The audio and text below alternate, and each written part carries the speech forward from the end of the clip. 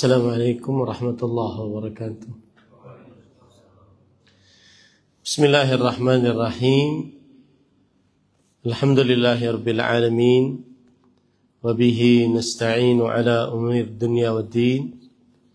Wassalatu wassalamu ala asyrafil anbiya'i wal mursalin nabiyina Muhammadin wa ala alihi wa ashabihi ajma'in.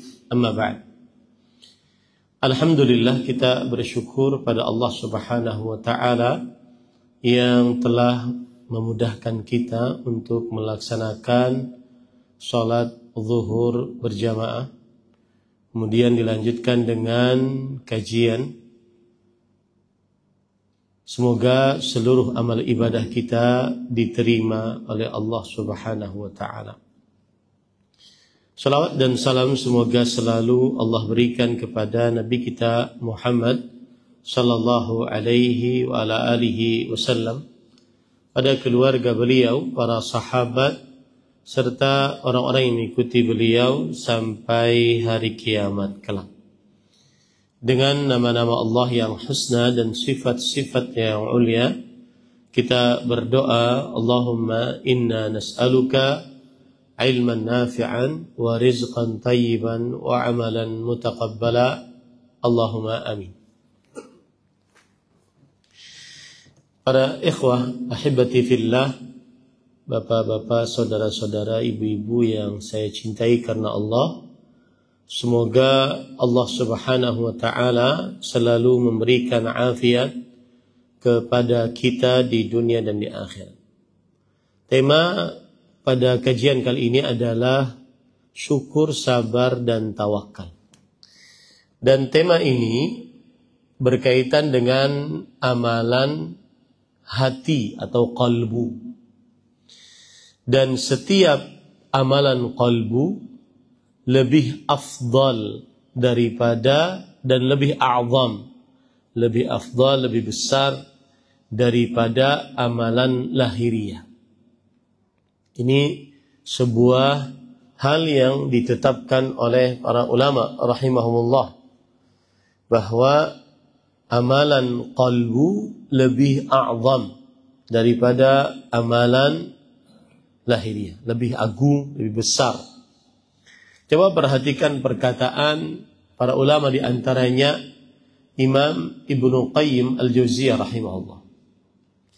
Beliau berkata, a'malul qulub a'zamu min a'malil jawarih. Amalan qalbu lebih afdal daripada amalan lahiriah.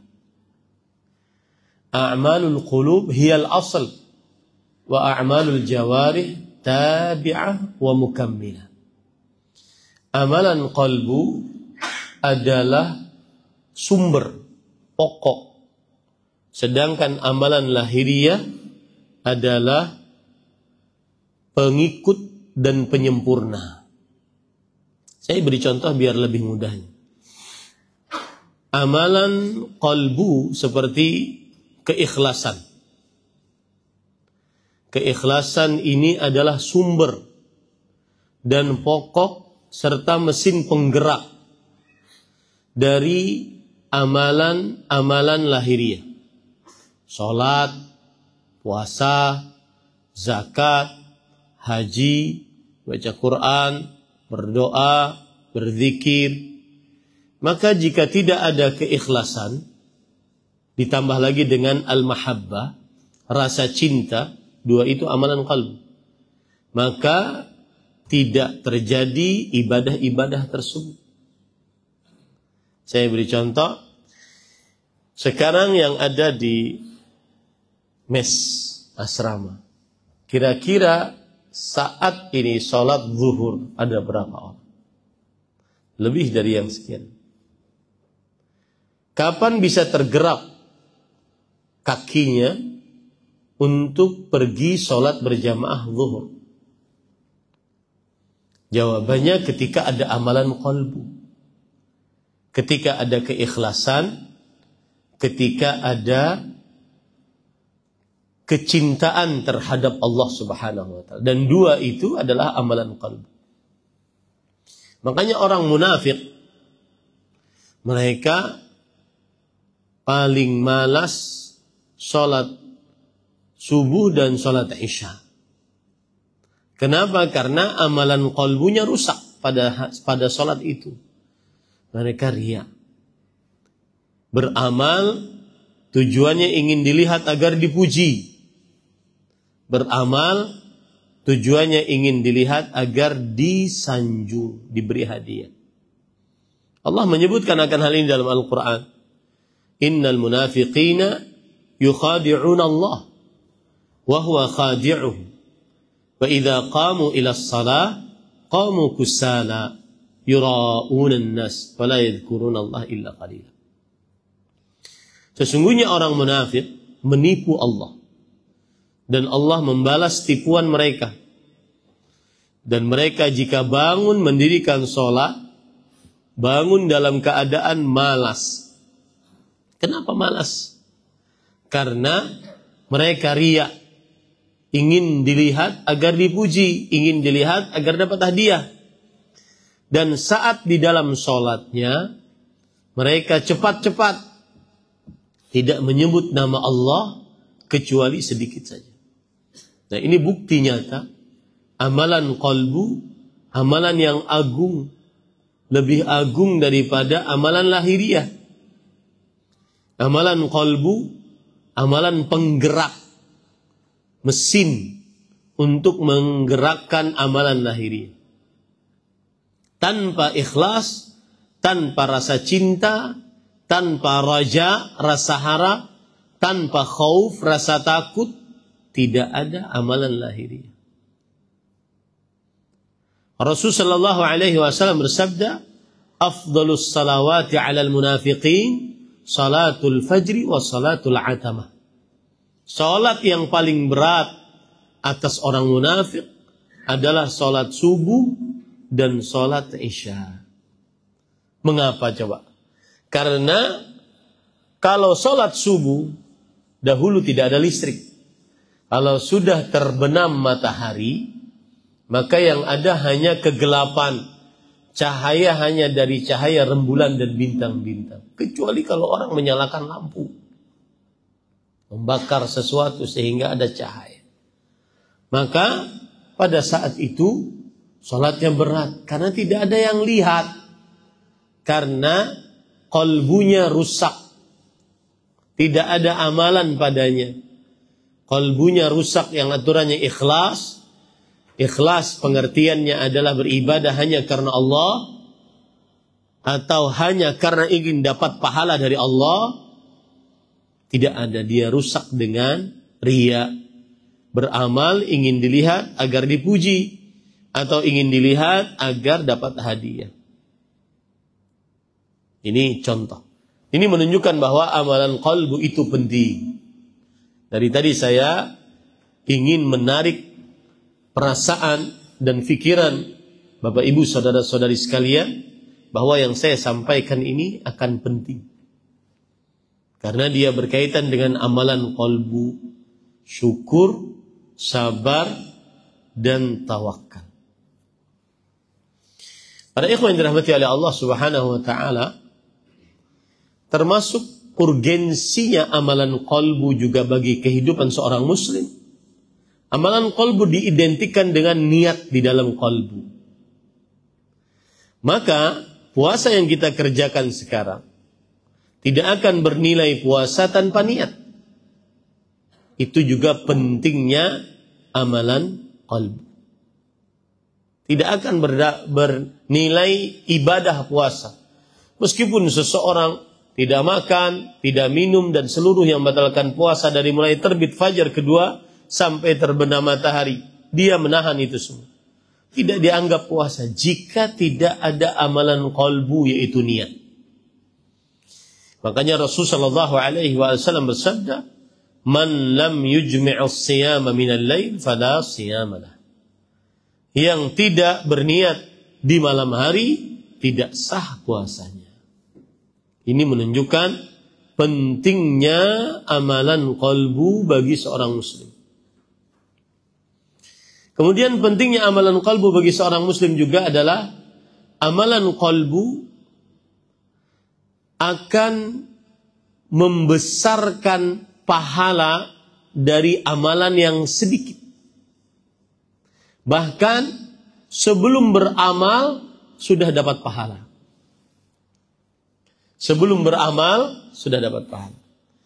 Makanya Abdullah bin Mubarak rahimahullah, seorang ulama salaf, beliau berkata, "Kam min amalin saghirin tukabbirihun niyyah." Berapa banyak amalan yang ringan dibesarkan pahalanya dengan niat. Saya beri contoh. Ada seorang wanita ahli zina di zaman Bani Israel. Kemudian wanita ini pelacur berarti. Kemudian kana kalbun yutifu biraqiyah. Seekor anjing sedang mengelilingi sebuah sumur.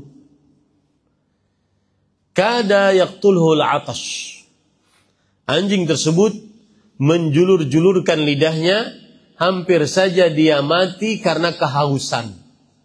Tapi dia dengan hukum kebiasaannya tidak mau turun, karena kalau turun dia akan tenggelam. Maka dilihat oleh seorang perempuan dari perempuan bagaya Bani Israel, ahli pelacur dari Bani Israel. Fanaza'at muqaha fasaqathu faghufira laha bihi. Yang artinya kemudian perempuan tersebut melepas high heels-nya. Di sini sebagian ulama mengatakan secara kesehatan perempuan memakai high heels tidak dianjurkan. Secara syariat itulah kebiasaan perempuan-perempuan pelacur di zaman Bani Israel. Meskipun dia hukumnya mubah ya. Hukumnya mubah, tidak terlarang. Maka dia lepaskan high heel-nya. Lalu dia ciduk air dari sumur tersebut. Lalu dia minumkan ke anjing tadi. Maka Rasulullah SAW bersabda, "Faghufira laha bihi."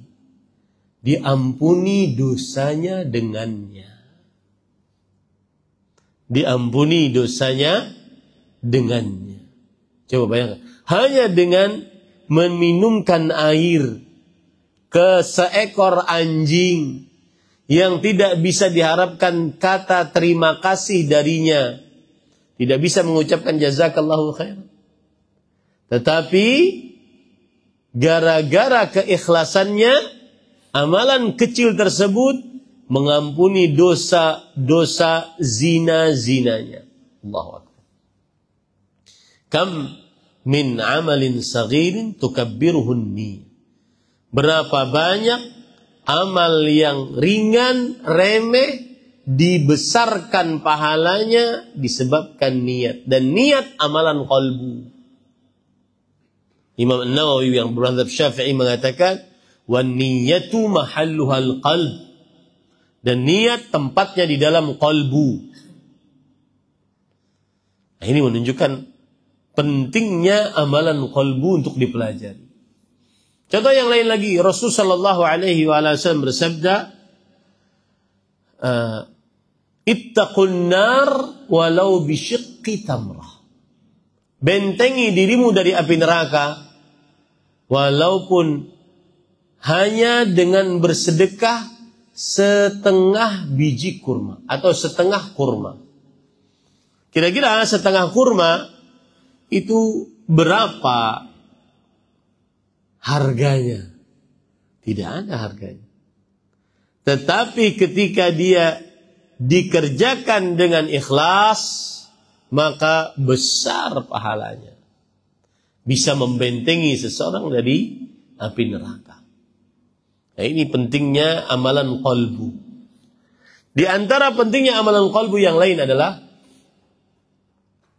amalan qalbu, sebagaimana sudah saya sebutkan, bisa mendatangkan pahala meskipun belum mengamalkannya. Nah, ini kan luar biasa. Hanya berniat datang pahala, dapat pahala. Rasul sallallahu alaihi wasallam bersabda, "Man hamma bihasanah falam ya'malha katabaha Allahu 'indahu hasanatan kamilah." Siapa yang bertekad untuk mengerjakan amal saleh, lalu dia belum mengerjakannya karena satu dan lain hal, maka dituliskan pahala untuknya sebanyak pahala sempurna dari amal ibadah tersebut. Belum beramal padahal sudah dapat pahala. Contoh yang lain lagi, Rasulullah sallallahu alaihi wasallam bersabda dalam hadis riwayat Tirmidzi, "Man sa'ala syahadata bisidqin ja'alallahu manazil asy-syuhada walau mata ala firasyih."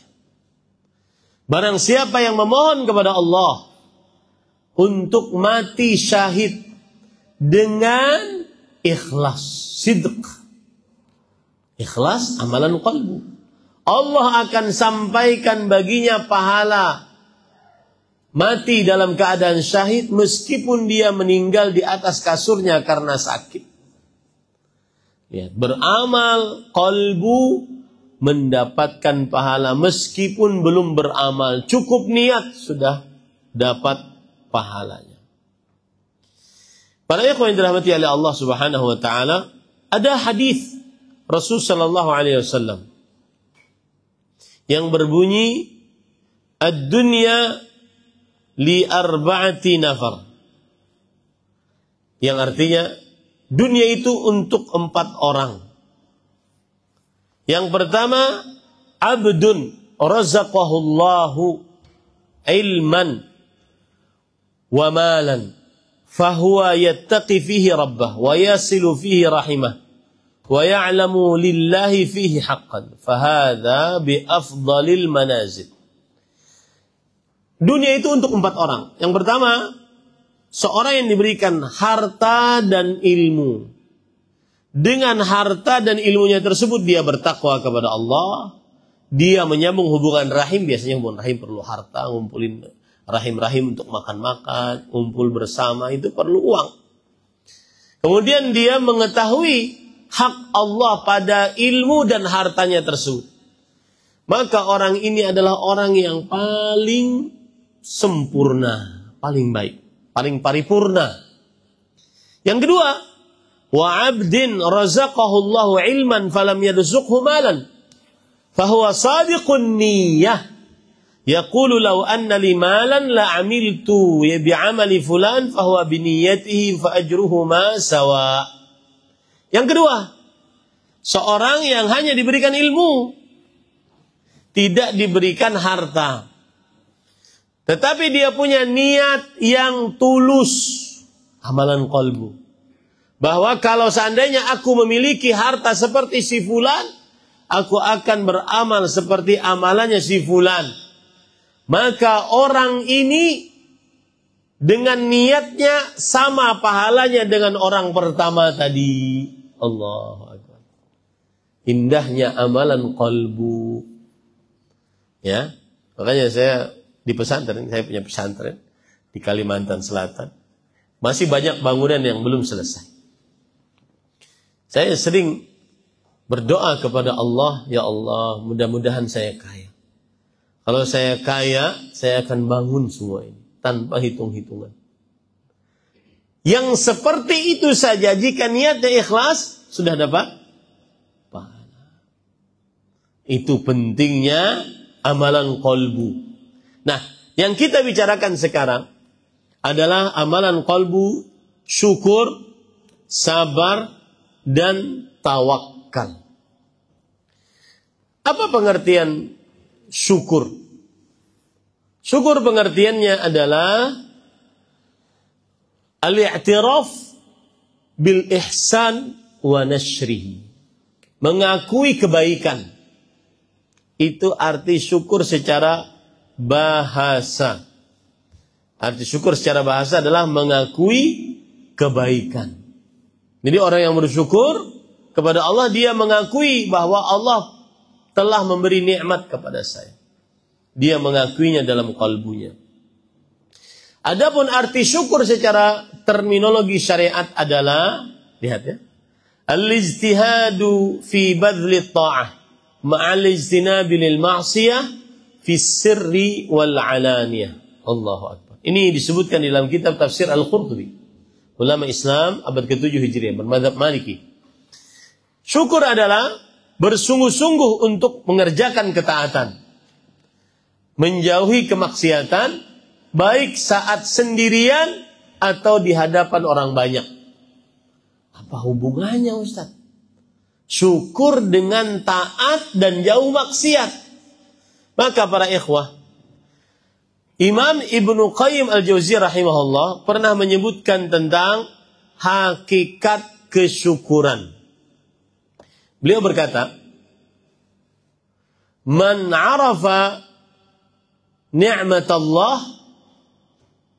fahuwa yashkurullah." Barang siapa yang mengetahui nikmat Allah, maka dia berarti bersyukur kepada Allah. Wa man 'arafa ni'mat Allah thumma lam ya'rif al-mun'im lam yashkurillah. Siapa yang mengenal nikmat Allah, saya punya tangan, saya punya mata, saya punya telinga, saya punya lisan, saya punya kaki, kemaluan. Dia kenali nikmat Allah, dia berarti bersyukur. Tapi kalau seandainya dia mengenali nikmat Allah, tapi tidak mengenal si pemberi nikmat, dia belum bersyukur. Pemberi nikmat adalah Allah Subhanahu wa ta'ala.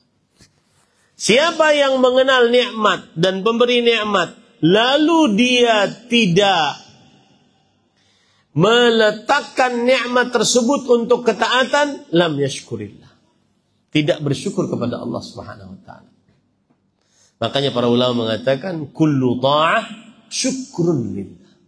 Setiap ketaatan adalah bentuk manifestasi dari kesyukuran kepada Allah. Salat kita tadi itu syukur berarti kita kepada Allah. Mata kita yang baca Quran selama bulan Ramadan itu syukur kita kepada Allah. Lisan kita yang berzikir itu syukur kita kepada Allah Subhanahu. Apalagi zikir, Pak. Zikir itu amalan paling mudah, tidak perlu biaya, tenaga, usaha, keringat, darah, tetapi sedikit yang mengamalkannya. Ya, sedikit yang mengamalkannya. Dan itu bentuk kesyukuran punya lisan. Baca Quran, bentuk kesyukuran punya mata. Mendengarkan Al-Quran, bentuk kesyukuran punya telinga.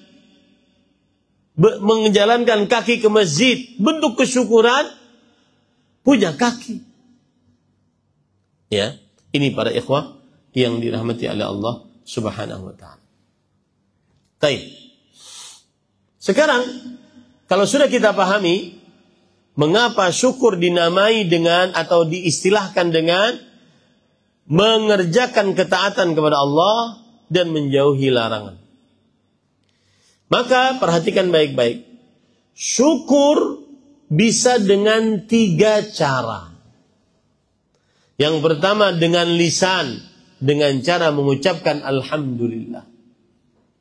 Yang kedua dengan qalbu, dengan cara meresapkan di dalam qalbu ada perasaan bahwa ini adalah pemberian Allah Subhanahu wa ta'ala. Yang ketiga dengan anggota tubuh yang saya katakan tadi. Bakti orang tua itu syukur kepada Allah. Kemudian sholat syukur kepada Allah, baca Quran syukur kepada Allah, zikir syukur kepada Allah, doa syukur kepada Allah Subhanahu wa ta'ala. Kemudian para ikhwan yang dirahmati oleh Allah Subhanahu wa ta'ala, yang ingin saya kupas sebenarnya di sini adalah, ini kan di tengah para pegawai, pekerja ya.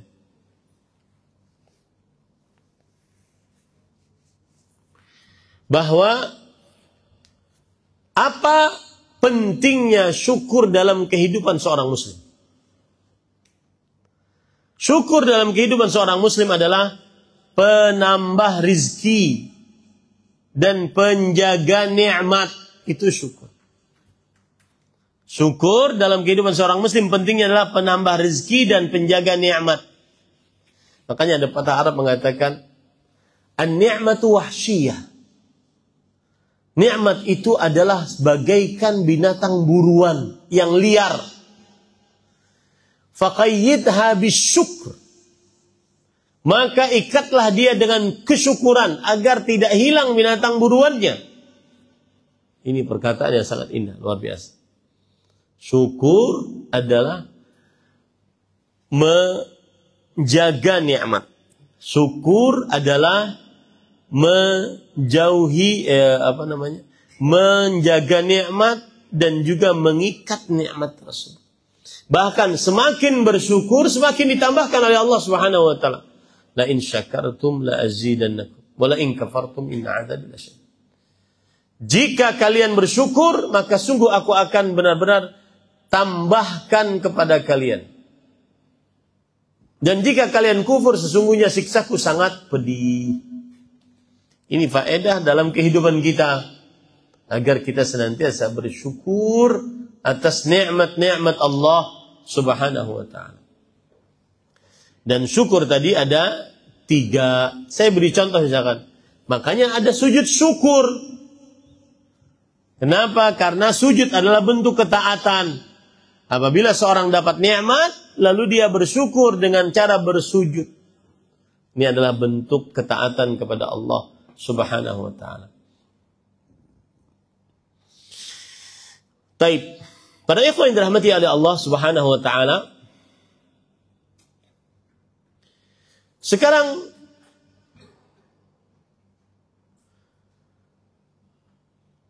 apa hukum bersyukur? Maka hukum bersyukur adalah hukumnya wajib, perintah dari Allah. Fadhkuruni adzkurkum washkuruli wala takfur. Ingatlah aku, maka niscaya aku akan mengingat kalian. Bersyukurlah kepadaku dan janganlah kalian kufur. Ini menunjukkan bahwa syukur adalah hukumnya wajib. Yang tidak bersyukur dosa besar. Ya, dosa besar. Kemudian para ikhwan yang dirahmati oleh Allah Subhanahu wa taala,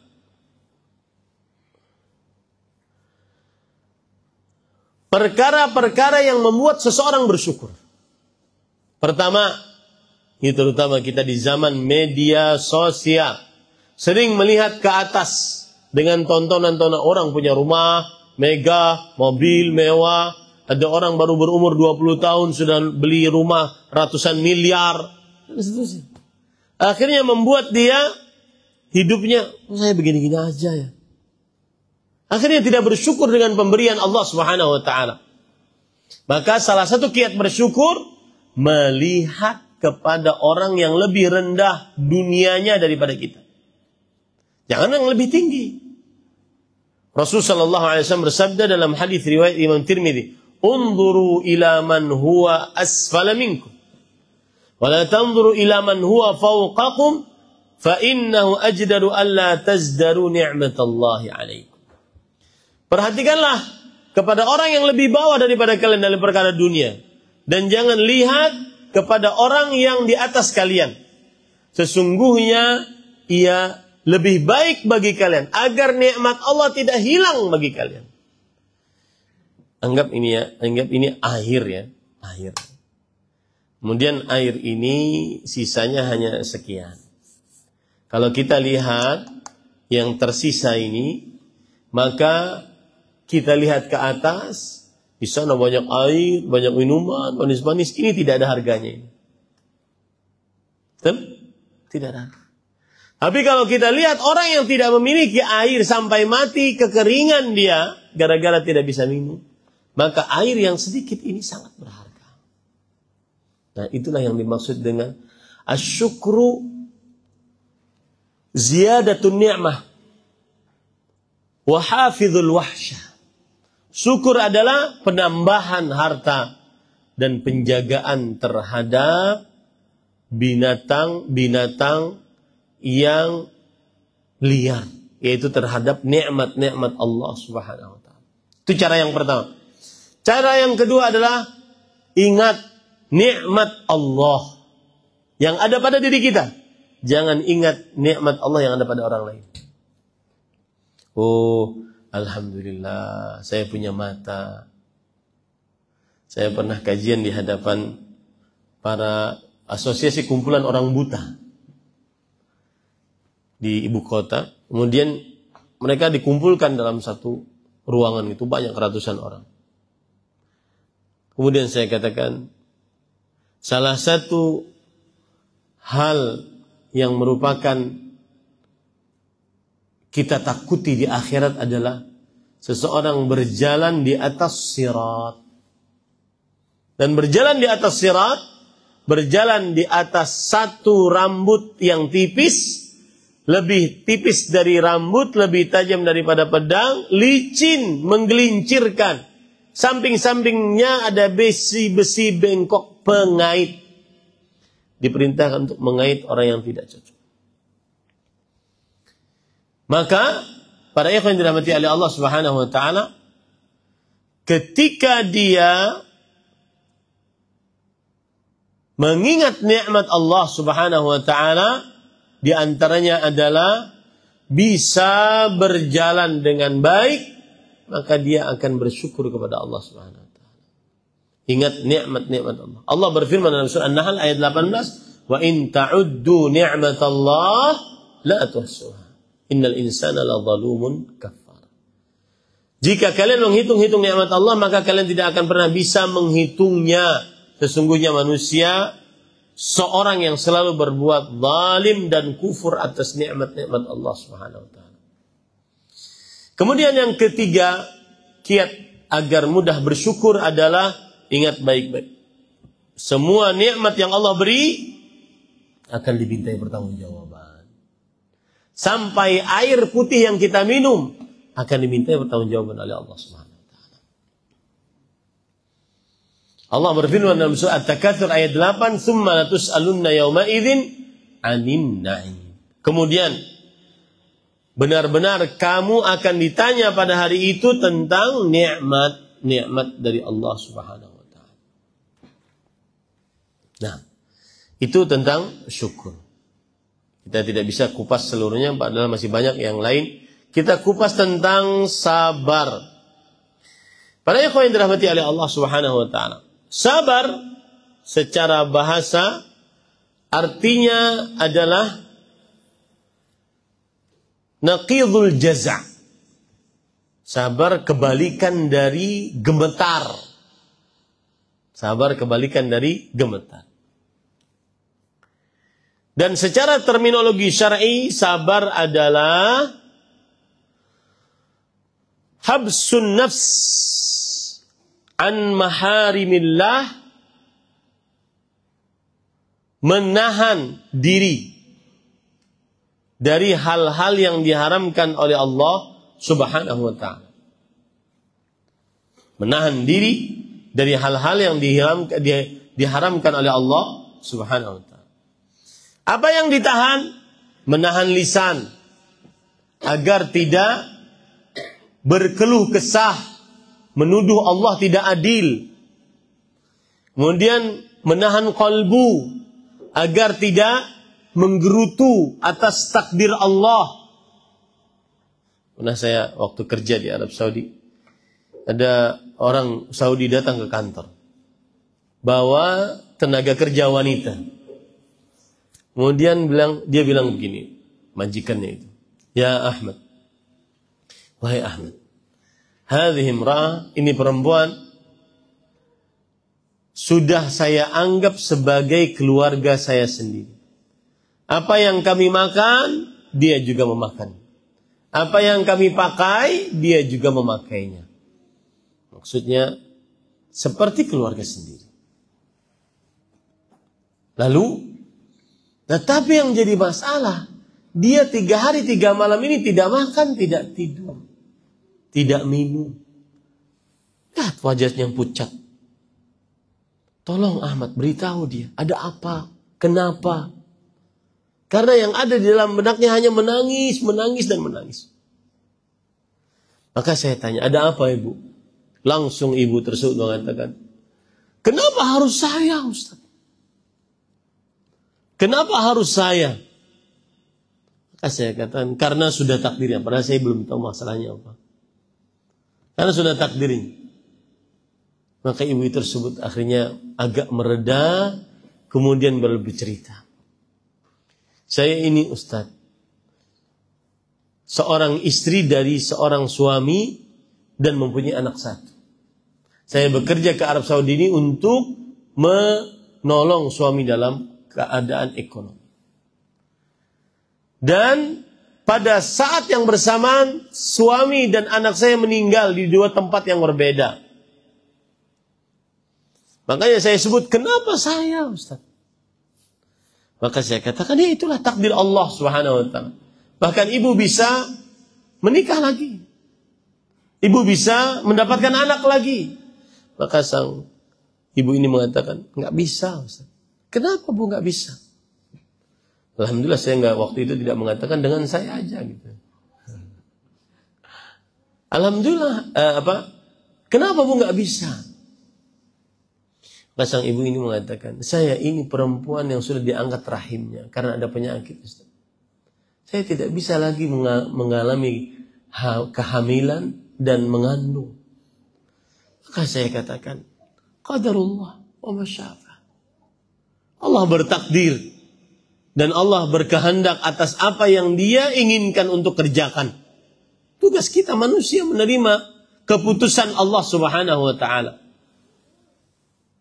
Baru ibu itu mereda. Nah, itulah sabar. Habsun nafs an maharimillah. Segala sesuatu, menahan sesuatu diri dari hal-hal yang diharamkan oleh Allah Subhanahu wa taala. Baik. Sekarang sabar ada 3 macam. As-sabru ala ta'atillah, was-sabru an ma'siyatillah, was-sabru ala aqdarillahil mu'limah. Sabar dalam mengerjakan ketaatan, sabar dalam menjauhi maksiat, dan sabar dalam menghadapi musibah yang buruk. Semuanya adalah harus kita bersabar dengannya.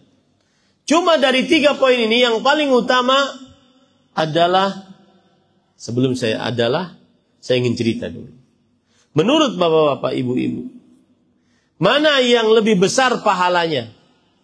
Nabi Yusuf alaihi salam ketika dilempar dengan oleh saudara-saudaranya ke sumur yang kering, kemudian diambil oleh pengembara, dibawa ke Mesir, dijadikan budak, dijual belikan dengan harga yang rendah, terpisah dengan bapaknya selama 40 tahun.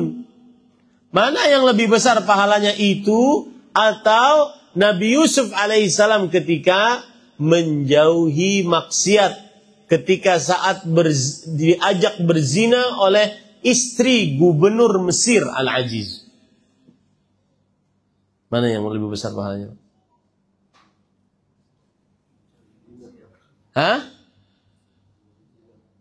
Kalau menghadapi musibah, dia cuma bisa sudah terima saja, nggak bisa ngelak.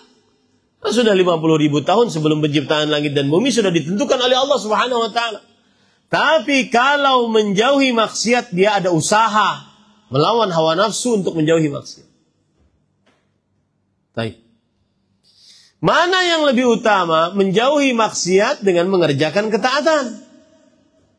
Maka jawabannya adalah mengerjakan ketaatan. Kenapa? Karena ketaatan dikerjakan dengan sabar itu memerlukan effort, usaha.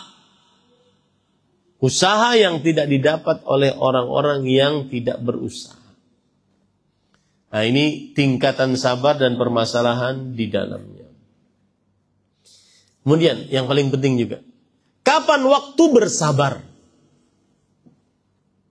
Waktu bersabar saat datang musibah pertama-tama, kemudian dia jaga lisan, jaga kolbu, jaga anggota tubuh. Ya, dan ini berat para ikhwan. Seorang meninggal, ibunya, ayahnya, maka saat musibah itu datang, dia jaga lisan. Seperti Rasulullah SAW ketika menggendong anaknya Ibrahim. Kemudian meninggal anaknya. Rasulullah SAW berlinang air mata. Beliau mengatakan, innal aina la tadma' wa innal qalba la yahzan wa la naqulu illa ma yarda rabbuna. Sesungguhnya mata bisa berlinang air mata. Kemudian kalbu bisa benar-benar sedih. Tetapi kita tidak memberikan ucapan kecuali yang diridhai oleh Allah Subhanahu wa taala. Maka bahasanya adalah kapan seseorang bersabar? Ketika hentakan musibah pertama kali datang, lalu dia bersabar. Itulah sabar yang sebenarnya. Adapun seorang perempuan yang tinggal mati oleh orang-orang yang dicintainya, suaminya, adiknya, kakaknya, anaknya, orang tuanya, ya. Kemudian dia tidak makan 3 hari 3 malam. Kemudian dia robek-robek baju, gundul kepala. Lalu setelah capek dia bilang, saya sebenarnya sabar. Bisa begitu? Enggak, itu enggak sabar. Sabar adalah ketika musibah pertama kali datang, dia tahan lisan, tahan kalbu, tahan anggota tubuh dari mengerjakan yang maksiat. Rasulullah SAW bersabda ketika ada seorang perempuan meratap di depan kuburan anaknya. Meratap. Nangis gitu, perempuan. Makanya perempuan dimakruhkan untuk sering-sering ke masjid. Ke kuburan. Kenapa? Karena perempuan membawa perasaan. Dikhawatirkan nanti meratapi di kubur. Dan itu dosa besar. Dan itu berpengaruh kepada si mayit. Nah, para ikhwan yang dirahmati oleh Allah Subhanahu wa taala, akhirnya Rasulullah SAW mengatakan ittaqillah wasbiri, wahai perempuan yang sedang meraung-raung, takutlah engkau kepada Allah dan bersabarlah. Orang perempuan ini enggak lihat siapa dia. Lalu Rasulullah SAW berlalu. Perempuan ini mengatakan, iyyaka anni fa innaka lam tusab bi musibati. Pergi engkau dariku. Sesungguhnya engkau tidak pernah mendapatkan musibah sebagaimana aku mendapatkan musibah. Nah, kemudian setelah dia seperti itu, Rasulullah SAW pergi. Tidak beberapa lama, pemuda tersebut tidak beberapa lama pemuda tersebut kemudian ibu tersebut kemudian datang kepada Rasulullah SAW. Karena diberitahu bahwa itu tadi yang mengingatkan Rasulullah SAW. Lalu ibu tersebut datang kepada Rasul dan berkata, ya Rasulullah, lam a'rifka, wahai Rasul, aku enggak tahu engkau itu yang memberitahu. Maka beliau mengatakan, innamas sabru 'indas sadmatil ula. Kesabaran adalah saat musibah datang pertama kali. Itu baru namanya sabar. Tidak berkeluh kesah, tidak curhat sana sini. Nah, para ikhwan yang dirahmati oleh Allah Subhanahu wa taala, bagaimana orang agar bisa sabar? Yang pertama, ingat mati. Ya, agar bisa bersabar, maka ingat kematian. Kafa bil mauti wa'idhan. Cukup kematian sebagai pemberi nasihat agar bisa bersabar kepada Allah Subhanahu wa taala. Yang kedua, agar seseorang bisa bersabar, ingat bahwa semua yang ditakdirkan oleh Allah pasti akan terjadi, tidak akan pernah meleset. I'lam annama asabaka lam yakun liyukhti'ak wa ma akhta'aka lam yakun liyusibak. Ketahuilah, apa yang menimpamu tidak akan meleset darimu, karena memang itu sudah takdirmu. Dan apa yang belum menimpamu tidak akan pernah terkena padamu, karena memang itu belum takdirmu. Bersabar.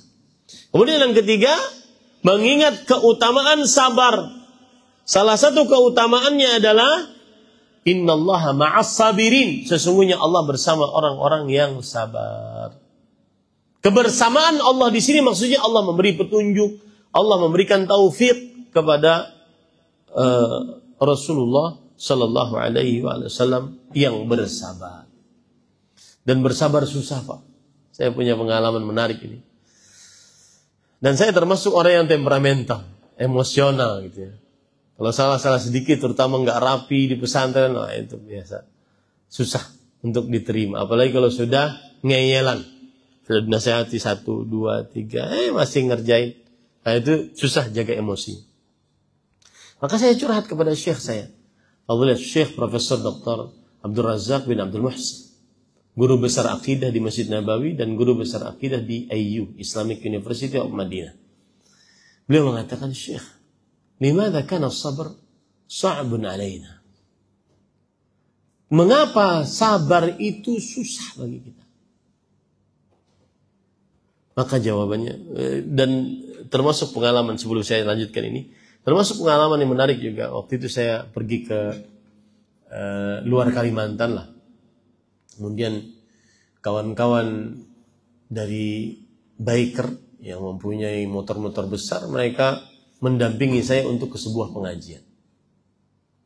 Dan di antara kawan-kawan itu banyak yang baru bertobat.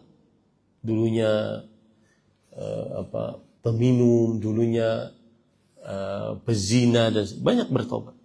Dan saya berkata, dan orang yang biasa seperti itu biasanya dia temperamental. Saya mengatakan salah satu tanda orang yang benar taubatnya, dia harus mengamalkan ilmu yang sudah diamalkan, yang sudah didapat. Ternyata yang kita ajarkan adalah sabar. Di tengah jalan, misalnya mobil saya, mereka di sini moge semua. Di tengah jalan ada orang-orang yang nggak mau minggir gitu, sudah diberitahu dengan santun, sopan, minggir, kami mau lewat karena ini tidak bisa karena ini tidak bisa lambat gitu. Kemudian mungkin sopir ini mabuk, akhirnya dia malah nyerempet mobil. Yang tadi bertobat turun dari motor besarnya langsung dibonyokin sama dia, langsung berkecap. Kemudian dia ketemu saya malu, menangis. Malu, Ustaz. Kenapa? Karena tidak bisa mengamalkan. Nah, salah satu agar mudah mengamalkan adalah seseorang harus benar-benar menerima takdir Allah. Bahwa ini semua pasti terjadi jika memang sudah ditakdirkan oleh Allah. Saya punya anak waktu itu kecil-kecil itu, umur 2 tahunan. Anak saya Abdullah sama perempuan satu. Mereka mungkin sering melihat ibunya mencuci piring. Dia praktekkan itu. Tapi yang dia cuci laptop saya. Saya waktu itu di kantor, istri marah, istri menelpon sambil nangis-nangis. Saya bilang, qadarullah. Kita marahin dia anak kecil. Kita marahin laptopnya tidak akan menjadi kembali lagi. Apalagi itu laptop merek Casio. Casio orang. Ya, Casio orang. Satu-satunya waktu itu belum bisa beli. Masih awal-awal punya anak. Masih awal-awal kerja. Maka para ikhwan yang dirahmati oleh Allah Subhanahu wa ta'ala, percayalah kepada takdir Allah. Niscaya seseorang akan bisa bersabar atas takdir Allah Subhanahu wa ta'ala. Bersabar menahan lisan, menahan perasaan, menahan anggota tubuh. Kiat yang ketiga bersabar adalah seseorang harus benar-benar meyakini bahwa di balik ketidaksabarannya ada bahaya. Nah, ini bapak kadang, ya, kita sebagai orang tua kadang kesal melihat anak nangis, terutama yang kecil-kecil. Ya, oh iya, tadi saya mau cerita tentang Syekh Abdul Razak. Saya tanya, mengapa sabar itu paling sulit? Beliau menjawab, "Li'anna sabra manzilatun min manaz la yablughuha illa ulul azmi minar rusul." Karena sabar itu adalah sebuah kedudukan yang tidak bisa digapai kecuali para rasul dari ulul azmi. Kemudian beliau berkata, coba bayangkan Ahmad. Nabi kita Muhammad SAW berdakwah ke Taif. Kemudian beliau menghadap kepada 3 pemimpin Taif dari Bani Thaqif. Ibnu Abdi Yadir dan saudara-saudaranya. Ditolak. Kata Rasulullah SAW, uktumu anni. Kalau kalian menolak dakwah ini, tidak menerima, sudah diam saja, simpan rahasia ini. Tapi mereka berkhianat. Mereka sebarkan ke semua penduduk di Taif. Kemudian disediakan anak-anak kecil dan budak-budak dengan batu-batu kecil. Melempari Nabi Muhammad SAW. Dalam keadaan sakit hati, sakit tubuh. Ada malaikat gunung menawarkan balasan. Coba bayangkan. Kalau antum di posisi Rasulullah SAW bagaimana? Wahai Rasulullah, a'akhsifu alaihim akhsyabain. Wahai Rasulullah, apakah engkau ingin aku timpakan kepada mereka 2 gunung? Syekh yang bercerita sama saya, dan syekh kami itu sangat penyabar. Syekh yang bercerita kepada saya mengatakan, Ahmad, kalau saya dari aktornya diganti saya daripada Nabi Muhammad SAW, maka saya katakan kepada malaikat gunung, jangan 2 gunung, 10 gunung sekalian. Tapi Rasulullah SAW bagaimana bisa? Beliau mengatakan, la, tidak. Bal arjullah an yakhruja min aslabi man ya'budullah la yusyriku bihi syai'an. Aku berharap kepada Allah keluar dari tulang sulbi mereka keturunan-keturunan yang akan beribadah kepada Allah, tidak mensyirikkan Allah dengan sesuatu apa. Sabar, susah. Tetapi harus usaha. Man tasabbara yusabbirullah. Siapa yang berusaha sabar, Allah akan memberikan kesabaran kepadanya. Terakhir, saya ambil waktu 5 menit gak apa-apa ya, 15 menit tambahan. Terakhir, tentang tawakal. Apa pengertian tawakal? Tawakal itu artinya secara bahasa adalah al-indimam ila syai'. Bergabung dengan sesuatu. Wal-i'timad 'ala syai'. Bersandar dengan sesuatu. Itu tawakal secara bahasa. Adapun secara istilah syariat adalah tawakal sidqu i'timadil qalbi 'ala Allah fi jalbin naf'i wa daf'id dar ma'a fi'lil asbab al-mubahah. Tawakal artinya adalah qalbu yang benar-benar bersandar kepada Allah untuk mendapatkan kebaikan atau dijauhkan dari keburukan, disertai dengan mengerjakan sebab. Nah, ini ingat. Qalbunya bersandar kepada Allah. Kita minum obat karena sakit panas. Tetapi obat itu hanya sebatas sarana, sebab. Ketika kita minum obat, bersandarnya kepada siapa? Allah. Itu tawakal. Tapi tidak menghilangkan sebab. Boleh kita kerjakan sebab. Karena kalau ada orang mengaku bertawakal tapi tidak mengerjakan sebab, ini namanya modal nekat. Yang disebut dalam bahasa Arab tawakul. Modal nekat. Diceritakan oleh Abdullah bin Abbas radhiyallahu anhuma, orang-orang Mesir dahulu, orang-orang Yaman dahulu, yahujjun wa la yatazawwadun. Mereka berhaji ke Baitullah tidak berbekal. Ya. Kemudian ketika dikatakan ambillah bekal, maka mereka mengatakan nahnu mutawakkilun. Kita bertawakal kepada Allah. Fa idza ja'u Makkah sa'alun nas. Tapi kalau datang ke kota Mekah, malah jadi pengemis minta-minta. Ini namanya bukan tawakal, tapi namanya adalah modal nekat. Dalam bahasa Arabnya namanya tawakul. Yang benar adalah tawakkulun. Ya, tawakul. Para ikhwan yang dirahmati oleh Allah Subhanahu wa taala, tawakal amalan yang sangat agung dalam agama Islam. Wajib hukumnya. Wa 'ala Allah falyatawakkalul mutawakkilun. Hanya kepada Allah lah hendaknya kalian bertawakal kepada Allah. Ya, tawakal amalan qalbu yang sangat agung. Dan tawakal adalah amalan para nabi alaihi wassalatu wassalam. Contoh misalnya. Lihat, cerita-cerita berikut bagaimana tawakal. Nabi Ibrahim dilempar ke api karena beliau menghancurkan berhala-berhala. Oleh Raja Namrud, penduduknya disuruh ngumpulin kayu bakar. dibakar kayu tersebut, kemudian besar apinya, karena semua penduduk masih kayu bakar. Ketika dilempar dengan ketapel yang besar, datang Jibril nawarin bantuan. Hal laka hajah? Ada enggak keperluan engkau wahai Ibrahim? Tapi beliau bertawakal kepada Allah. Maka Ibrahim alaihissalam berkata, amma ilaika fala, amma minallahi fabala. Adapun kepada engkau, aku tidak perlu. Aku hanya bersandar kepada Allah.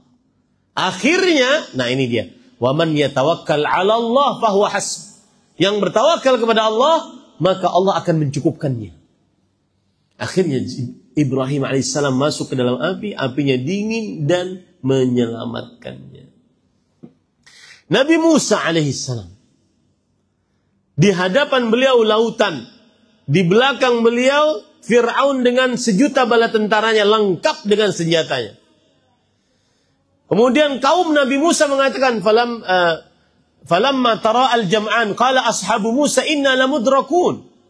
Ketika dua pasukan benar-benar bertemu, maka kemudian kaumnya Nabi Musa mengatakan, kita pasti bisa dikejar ini Musa, gimana caranya? Lihat tawakal. Kata Musa alaihissalam, kalla inna ma'iya rabbi sayahdi. Enggak, bersamaku Rabbku yang akan memberi petunjuk.